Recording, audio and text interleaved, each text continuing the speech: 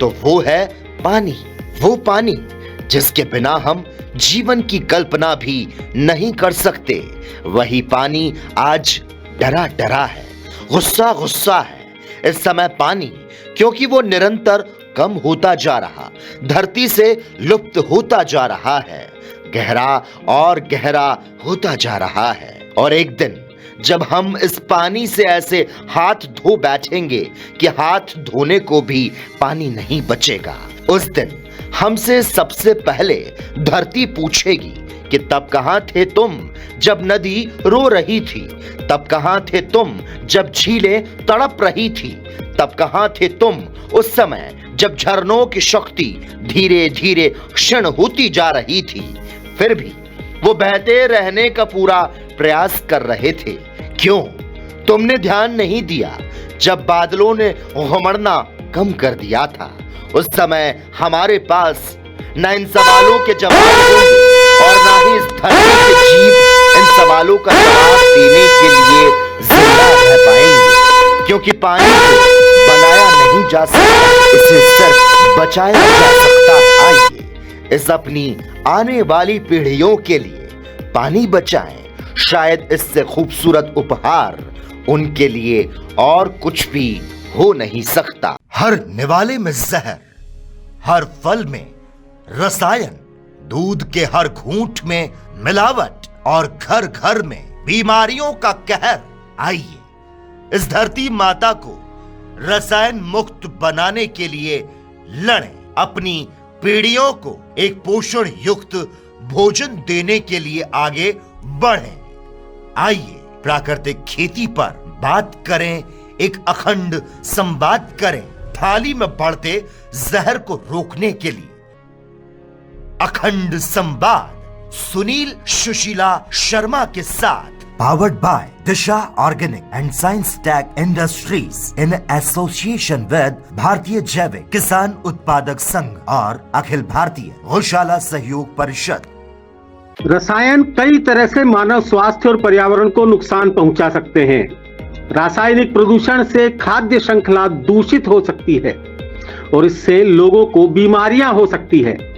रासायनिक दुर्घटनाओं में भी लोगों को कई तरह की समस्याएं हो सकती हैं। रसायनों के कुछ दुष्प्रभाव। रासायनिक उर्वरकों के इस्तेमाल से भूमिगत जल और नदियों के पानी में नाइट्रेट का स्तर बढ़ता है। कीटनाशकों के इस्तेमाल से ल्यूकेमिया, लिम्फोमा के और कई तरह के कैंसर हो सकते हैं। रासायनिक प्रदूषण से खाद्य श्रृंखला दूषित हो सकती है। रासायनिक प्रदूषण से मानव आंत माइक्रोबायोम पर असर पड़ सकता है।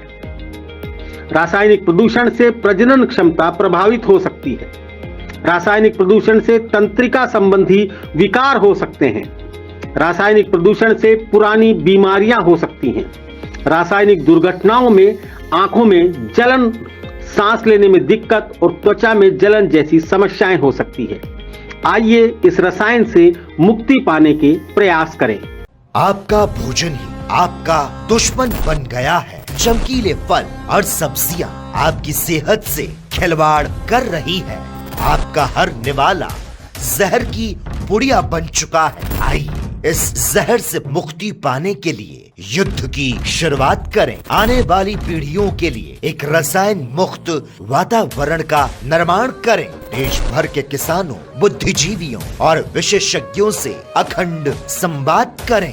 देश का सबसे बड़ा राउंड द क्लॉक शो, अखंड संवाद सुनील सुशीला शर्मा के साथ, powered by Disha organic techno industries in association with Bharatiya Jaivik किसान उत्पादक संघ और अखिल भारतीय गौशाला सहयोग परिषद। केवल अपडेट इंडिया पर। हमारे देश का किसान जो हमेशा से एक अनसंग हीरो रहा है, क्योंकि रात के अंधेरों में की गई उसकी मेहनत शहर के चकाचौंध भरी दुनिया को जी हाँ, अपनी मंजिल के बहुत नज़दीक पहुंचते जा रहे हैं हम अखंड संवाद में। जी हाँ, वही अखंड संवाद जो अखंड संवाद कल दोपहर 2 बजे से लगातार चल रहा है और जिसे बहुत सारे लोग, बहुत सारे एक्सपर्ट्स, बहुत सारे गेस्ट अब तक आपके पास में आप देख चुके हैं, किसानों से वार्ता कर चुके हैं, आप सभी लोगों से वार्ता कर चुके हैं। सबका मुद्दा सिर्फ एक ही था, जिस बात पर हमने बात की वो थी किस प्रकार से हमारे जितने भी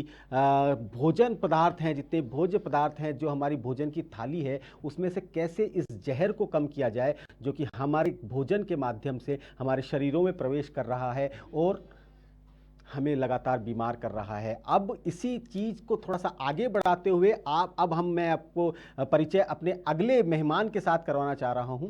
जी हां, हमारे अगले मेहमान के रूप में हमारे साथ इस समय मौजूद हैं डॉक्टर संजय शर्मा, जो कि JEC कॉलेज के डीन रिसर्च हैं।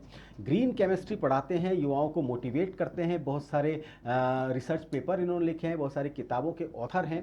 सबसे पहले तो संजय जी, बहुत बहुत धन्यवाद आपका कि आप हमारे इस कार्यक्रम में पधारे। आपका बहुत बहुत स्वागत है। जी, बहुत बहुत शुक्रिया, बहुत बहुत धन्यवाद कि आपने याद किया और इस बड़े महत्वपूर्ण कार्यक्रम के लिए याद किया।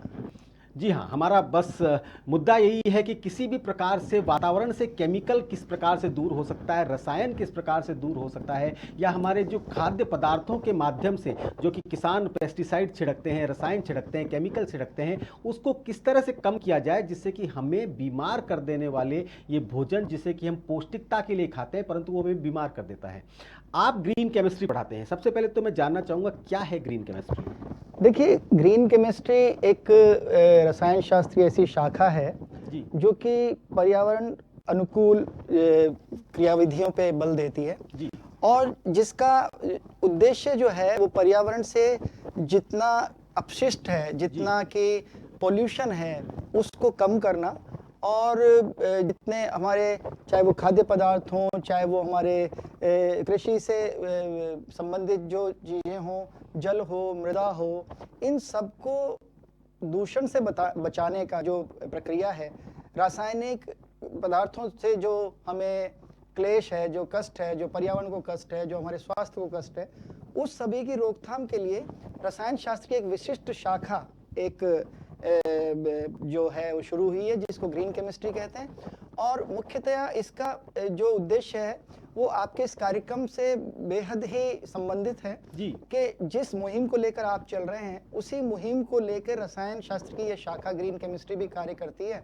और इसका मुख्य कार्य ही ये है कि किस तरह से रसायनों की वजह से जो नुकसान हमें हो रहे हैं उसको कैसे कम किया जाए। जी, तो ये तो रही बात ग्रीन केमिस्ट्री के बारे में। दूसरी बात जो आपने अपने प्रारंभ में कहा, प्रस्तावना में कहा कि हमारी जो दैनिक जीवन है, जी, हम चाहते ना चाहते हुए भी हम दिन में बहुत तरह से विभिन्न रसायनों का हम सेवन कर रहे हैं। जी, कुछ हम जानबूझ के कर रहे हैं, कुछ हम अनजाने में कर रहे हैं और कुछ ऐसे हैं जिनका हमारे पास कोई तोड़ ही नहीं है। जी, उपाय ही नहीं है। मतलब वो तो ऐसा है कि आपको जीना है तो सांस लेना है और सांस लेना है तो प्रदूषण को पीना है। जी, कुछ ऐसी बातें हैं। तो उसी को लेके जब हम दैनिक जीवन में जब हम जो अनाज खा रहे हैं, जो सब्जियां खा रहे हैं, जो भोजन कर रहे हैं, जो दूध, छाछ, दही खा रहे हैं, उन सब में उसका असर है और अंततोगत्वा वो असर आपके स्वास्थ्य पे आता है। और स्वास्थ्य की जो नई रोज आप नई बीमारियां सुनते हैं। आज से पहले, या मैं सोचता हूँ जब हमारा बाल्यकाल था, उस समय इस तरह की बीमारियां नहीं होती थी, इस तरह का सोच विचार, इस तरह का विमर्श ही नहीं था। लेकिन अब वो दिन पर दिन गंभीर होता जा रहा है, तो उसमें रसायनों का बहुत बड़ा प्रतिकूल प्रभाव है। जी, जी जी, आपको इस कार्यक्रम में बुलाने का उद्देश्य सबसे पहली बात तो ये, क्योंकि आप युवाओं को ग्रीन केमिस्ट्री पढ़ा रहे हैं, उन युवाओं को जो कि आगे जाकर भविष्य की बागडोर संभालेंगे।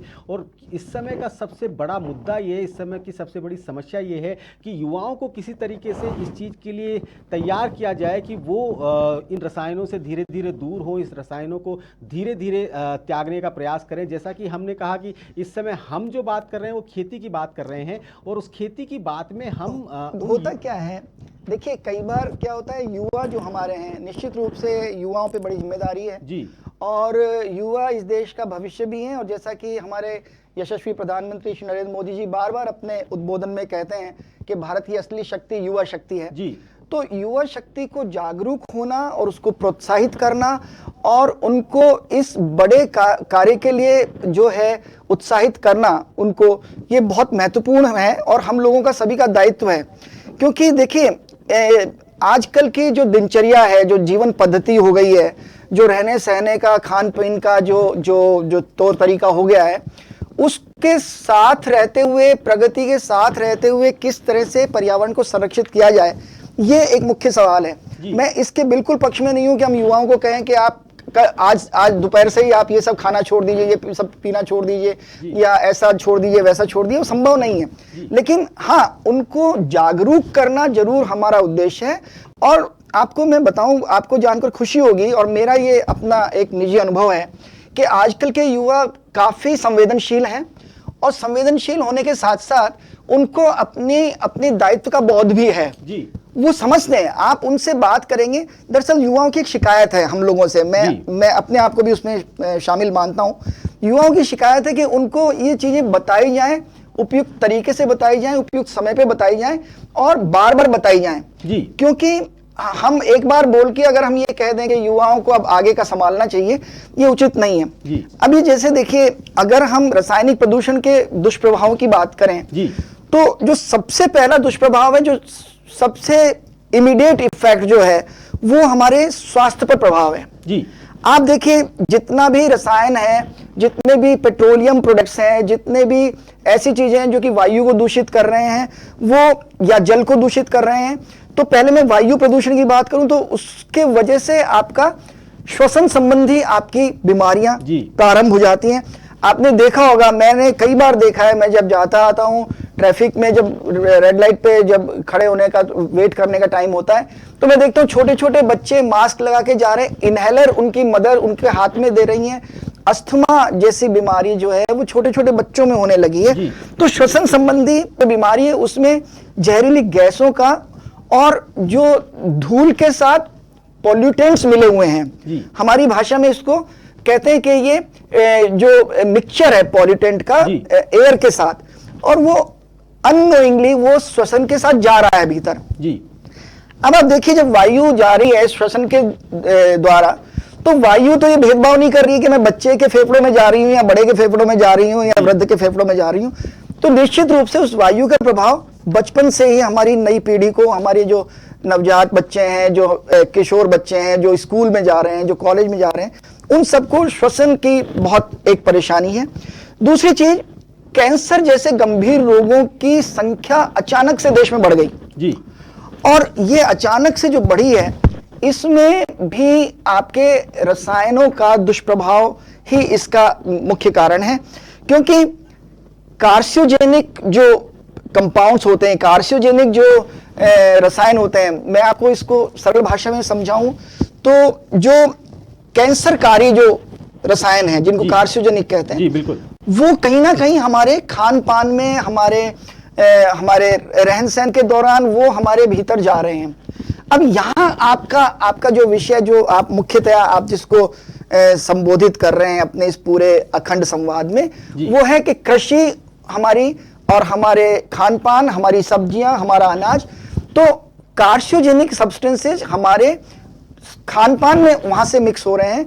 हमारी जो रासायनिक खादें हैं उनकी तरफ से वो हमारे भोजन में आ रहे हैं, और जिसका अभी तक कोई फूल प्रूफ कोई सॉल्यूशन हमें दिखाई नहीं देता है जी। हाँ, क्योंकि इंसेक्ट को बचाने के लिए, इंसेक्ट्स को से पीछा छुड़ाने के लिए पेस्टिसाइड छिड़के जाते हैं, बहुत सारे रसायन छिड़के जाते हैं, और वो किसी न किसी तरीके से आते हमारे शरीर के अंदर ही हैं, हमारे बच्चों के शरीर के अंदर जाते हैं जी।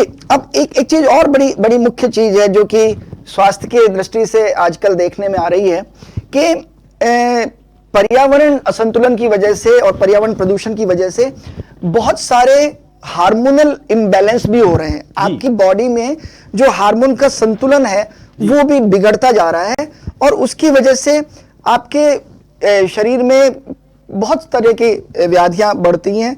प्लस कुछ प्रजनन से संबंधित व्याधियां भी जो है उनकी भी संख्या अब बढ़ने लगी है। जगह जगह आईवीएफ जो खुल रही जी है, जी बिल्कुल, मेरा इशारा उसी तरफ है कि हम लोगों की जो न केवल युवा पीढ़ी बल्कि आने वाली पीढ़ी भी उस पर्यावरण के प्रदूषण का शिकार होती जा रही है, और उसके दुष्प्रभाव की वजह से हम लोग एक तरह से अगर देखें, पर्यावरण एक छोटा सा शब्द है लेकिन उसका सोशियो इकोनॉमी जो डायमीटर है वो बहुत बड़ा है, और सोशियो इकोनॉमिक जो इफेक्ट्स हो रहे हैं उसकी वजह से हमारे समाज में भी असंतुलन आता जा रहा है। जी जी जी। लेकिन सर एक बात तो हमें माननी पड़ेगी कि हमारी जो पीढ़ी है, जिस पीढ़ी में इस समय हम जी रहे हैं, हमारे ऊपर एक इल्जाम तो जरूर आएगा कि हमने अपने पुरखों से एक बहुत ही खूबसूरत, एक बहुत ही साफ सुथरा वातावरण विरासत में लिया था, और हम अपनी पीढ़ी को एक ऐसा वातावरण देकर जा रहे हैं जो कि पूरी तरीके से केमिकल युक्त है, पूरी तरीके से प्रदूषित हो चुका है। जी बिल्कुल, आप सही कह रहे हैं, और ये हमें स्वीकार करने में कोई झिझक नहीं होनी चाहिए, शर्म नहीं आनी चाहिए, बल्कि हमें शर्मिंदा होना चाहिए कि हमारे पूर्वजों ने हमें जो अच्छा खासा जो स्वस्थ पर्यावरण जो सौंपा था उसको हमारी पीढ़ी ने हमने उसको दूषित किया, और उसके दुष्परिणाम भी हम भुगत रहे हैं, बल्कि हमारी आने वाली पीढ़ियां भी भुगत रही हैं। लेकिन आप यहाँ देखिए, यहाँ मैं एक और बात की चर्चा भी करना चाहूंगा। जब आपने पूर्वजों की बात कही, तो जहां पूर्वजों का नाम आता है वहां उनकी संस्कृति, उनका ज्ञान, उनका अनुभव, वो सब आता है।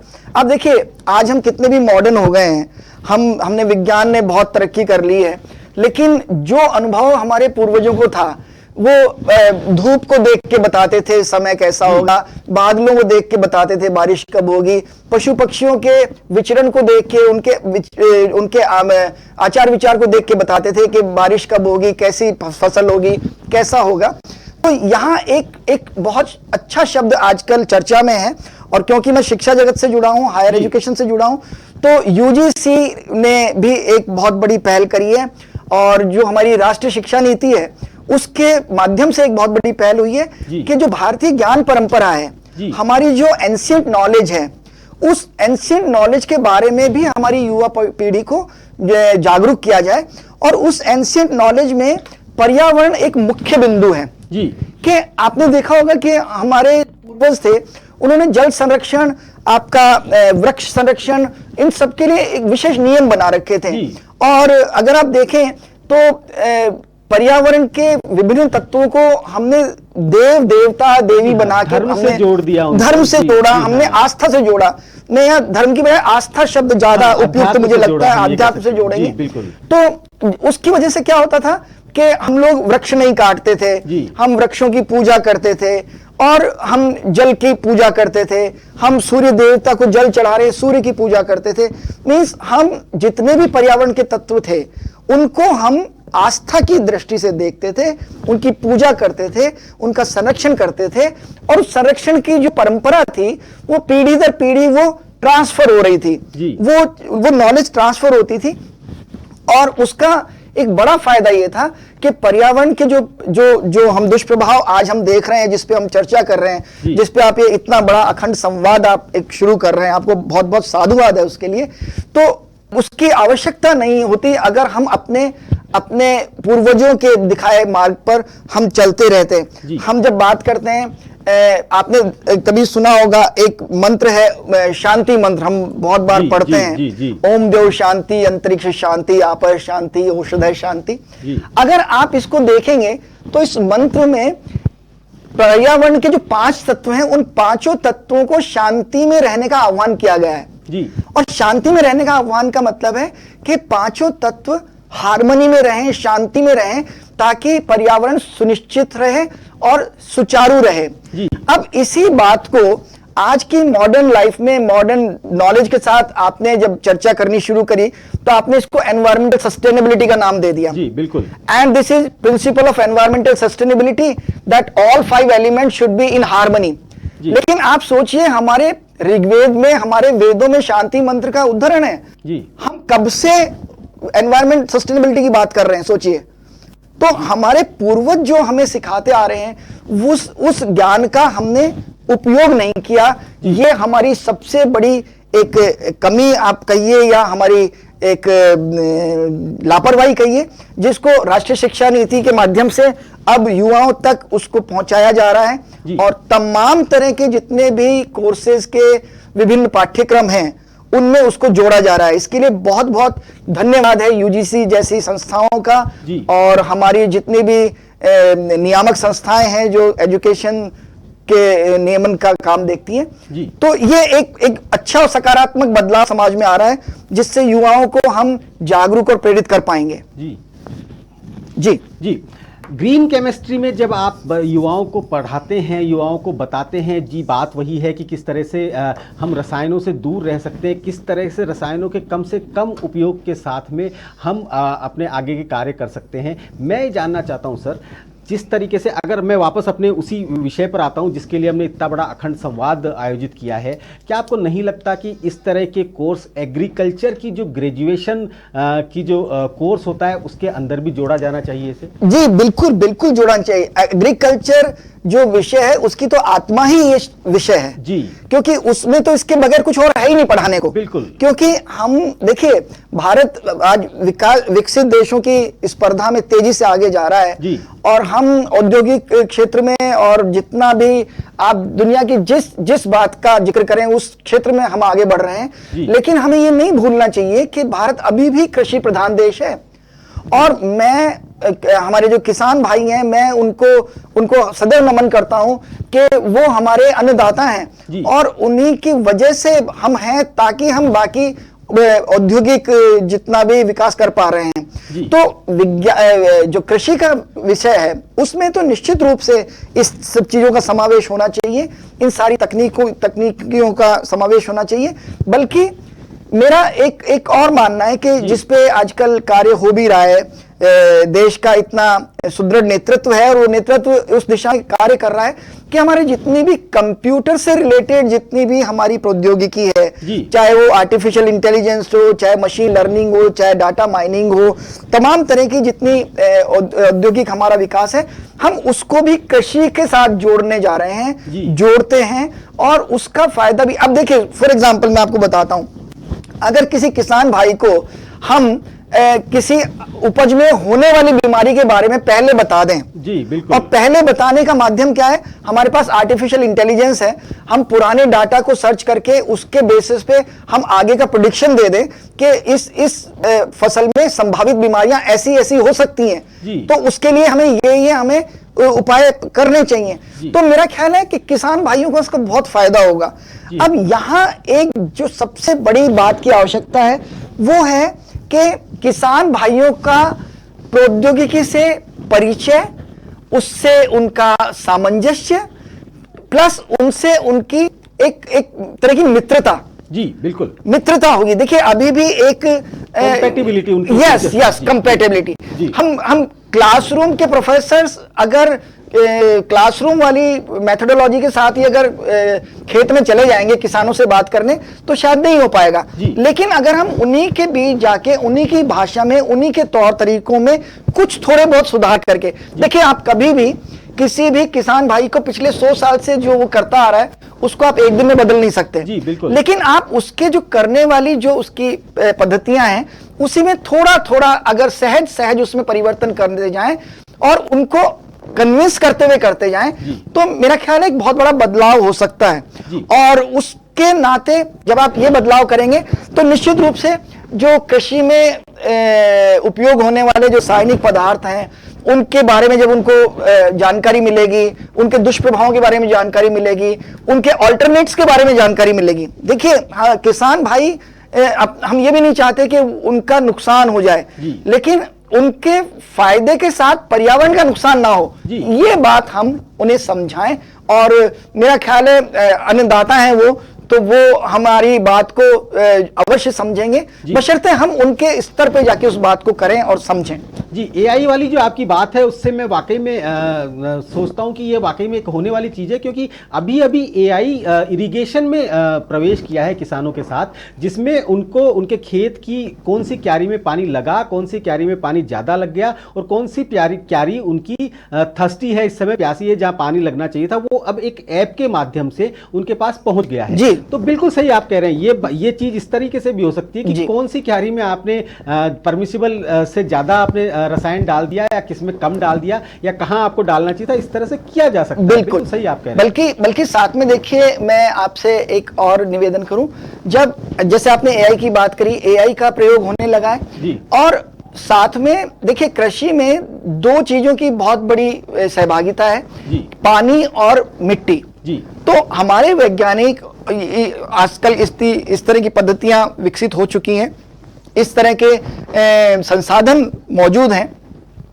जिसमें हम पानी की गुणवत्ता भी जांच सकते हैं जी। हम मिट्टी की गुणवत्ता भी जांच सकते हैं, और उसमें अगर कोई प्रदूषण है, पानी में प्रदूषण है या मिट्टी में प्रदूषण है, तो उसको किस प्रकार से हम कम करके या रिमूव करके उसकी उर्वरता को बढ़ाएं, वो पद्धतियां भी विकसित हो चुकी हैं और उपलब्ध हैं जी। तो इन सारी चीजों का अगर हम समावेश करेंगे तो निश्चित रूप से न केवल कृषि का विकास होगा, कृषकों का विकास होगा, बल्कि कृषि जो उत्पाद है उससे होने वाली जो बीमारियां हैं, जो हमें दैनिक जो हमें स्ट्रगल करना पड़ता है, उसमें कमी आएगी। तो जब हम कृषि को संबोधित करते हैं तो कृषि एक ऐसा क्षेत्र है जिसको संबोधित करके, जिसको सहज बना के हम समाज को सहज कर सकते हैं, समाज को स्वस्थ कर सकते हैं, और निश्चित रूप से युवाओं को भी कृषि जैसे एक बड़े और विराट स्वरूप से जोड़ सकते हैं। जी, वाकई में, क्योंकि युवा इस समय पर वापस से घूमकर अपने खेतों की तरफ वापस आ रहे हैं, उनके खेत में आवाज दे रहे हैं और वो वापस से शहर की चकाचौंध को छोड़कर अपने खेतों की तरफ आकर्षित हो रहे हैं। परंतु मेरा यहाँ पर बार बार मैं ये कह रहा हूँ, अगर उन युवाओं को वो पूरे संसाधन नहीं मिले, अगर उन्हें वो टेक्नोलॉजी नहीं मिली जिसके लिए वो आए हैं, अगर उन्हें अपने समाधान नहीं मिले समस्याओं के, तो उन्हें वापस लौटने में भी टाइम नहीं लगेगा। जो जी बिल्कुल बिल्कुल, देखिए ये जनरेशन बहुत इंटेलिजेंट जनरेशन है और इसको मानने में बिल्कुल हमें शर्म नहीं करनी चाहिए कि आज का युवा हमसे कहीं ज्यादा समझदार और ज्यादा गंभीर है अपने भविष्य को लेके, और प्लस वो ज्यादा जागरूक होने के कारण बहुत ज्यादा वोकल भी है। वो आपकी बात को सिर्फ इसलिए नहीं मान लेगा कि आप जो है सिर्फ आप बड़े हैं, आप शिक्षक हैं, आप उम्र में बड़े हैं, अनुभव में बड़े हैं, सिर्फ इस नाते वो आपकी बात मान ले, ये संभव नहीं है जी। आप जब तक उसको कन्विंस नहीं करेंगे, जब तक वो आपकी बात से जुड़ेगा नहीं, क्योंकि देखिए युवाओं का एक बहुत अच्छी विशेषता युवाओं में जो मेरे को देखने को मिलती है आजकल, अगर वो एक बार किसी चीज से कन्विंस हो जाते हैं जी, तो फिर वो आप उसको डिगा नहीं सकते जी। ठीक है, तो ये एक ऐसा विषय है जिसमें निश्चित रूप से, जैसे मान लीजिए अभी इसमें मैं एक चीज जोड़ना चाहूंगा, सपोज हमारा कोई विद्यार्थी है, वो कंप्यूटर इंजीनियरिंग की शिक्षा ले रहा है, अगर उसको हम कन्विंस करें कि why don't you utilise your education in you know betterment of the agriculture, और उसको कुछ किसानों से मिलवाया जाए, किसानों की समस्याओं से उसको वाकिफ किया जाए और उसको एक प्रोजेक्ट दिया जाए। फॉर एग्जांपल एक छोटा सा प्रोजेक्ट दें कि ये उपज होने वाली है, ये किसान है, ये एरिया है, इसमें इसको जरा सा एस्टिमेट करके बताओ, आपकी एआई क्या कहती है, आपका इंटेलेक्ट क्या कहता है। तो इस तरह से थोड़े थोड़े छोटे छोटे प्रोजेक्ट जब हम उनको देंगे तो उनकी रुचि बढ़ेगी। और देखिए ये हालांकि कहने में एक हास्य की बात हो सकती है, लेकिन युवाओं में किसी भी चीज की जो पकड़ होती है वो संक्रमण से होती है। तो अगर वो किसी अच्छी चीज उनको कन्विंस कर गई तो वो उसका भी संक्रमण करेंगे जी। बिल्कुल बिल्कुल। और वो जब संक्रमण होगा तो वो एक पॉजिटिव संक्रमण होगा, एक से एक दिया जलेगा, एक से दो, दो से चार, चार से छह युवा जब जुड़ेंगे तो बहुत सारी जगह मैंने देखा है कि युवा मिलके एनजीओ चला रहे हैं और बड़ा अच्छा काम कर रहे हैं। तो ऐसा नहीं है कि हम युवाओं को हम सिरे से खारिज कर दें कि वो जिम्मेदार नहीं है, बहुत जिम्मेदार हैं जी। सर इस समय तो स्टार्टअप्स की बात करते हैं, वो जॉब की बात नहीं करते, ऑफर्स को ठुकरा देते हैं। ये एक्चुअली जो पीढ़ी है ये पैदा नहीं हुई, ये असल में डाउनलोड की गई है और रील जनरेशन है जो कि बहुत जल्दी वायरल कर देती है। करेक्ट, बिल्कुल आपने सही कहा जी।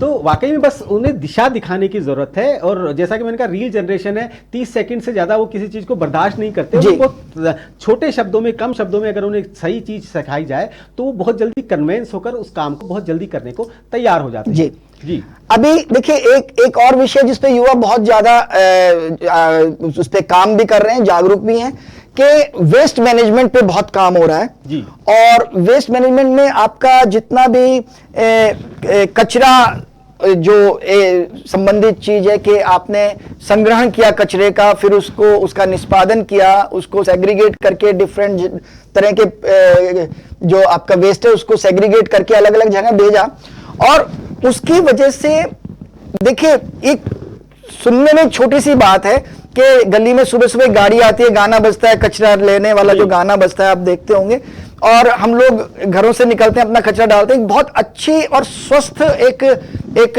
आदत बन गई है हम लोगों की। और जिस किसी दिन वो गाड़ी नहीं आती तो हम लोग बड़े बेचैन हो जाते हैं कि आज गाड़ी नहीं आई, भाई कचरे वाली गाड़ी नहीं आई। तो ये एक अच्छी शुरुआत है, लेकिन मैं इससे आगे की बात कह रहा हूं कि जब हम कॉलोनी के स्तर पे देखते हैं तो हम सिर्फ अपने घर, अपनी गली, अपनी कॉलोनी की सफाई को देखते हैं ताकि हमारा आना जाना सुगम हो जाए, हमें सुविधा रहे, कोई गंदगी हमारे आसपास नहीं रहे। लेकिन अगर हम वृहद पिक्चर देखते हैं, बड़ी पिक्चर देखते हैं, तो कचरा जो है वो